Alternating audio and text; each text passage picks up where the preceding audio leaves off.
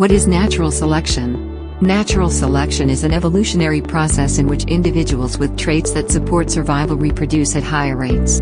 These positive traits become more common within a population or species. Naturally selected traits initially occur through random genetic mutations. In order for selection to occur, there must be variation within a population. The trait that controls variation must be hereditary, and there must be an evolutionary advantage to the variation in trait. The theory of natural selection. Natural selection is a phenomenon that supports individuals who are better adapted to their environment. Charles Darwin describes the process in his 1859 edition of The Origin of Species. Thanks to the struggle of this life, any variety, no matter how small, and for whatever reason, for any degree profitable to an individual of any type if it is infinitely complex relationships with other organic beings in and with external nature, will tend to be. This will ensure that the individual is protected and usually inherited by their offspring. Therefore, offspring also have a higher chance of survival for many individuals of any species born periodically, but a small fraction can survive.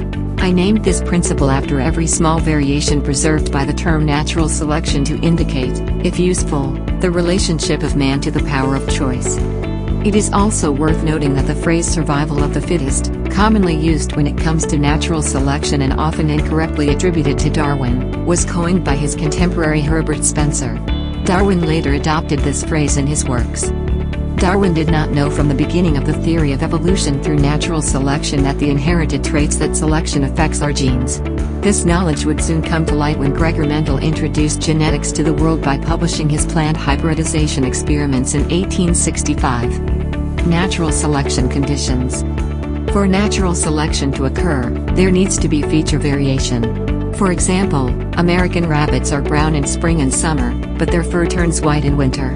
Also, the trait must have an evolutionary advantage. Rabbits that do not change their color and remain brown are more easily visible to predators in the snow, and are therefore less likely to survive and reproduce.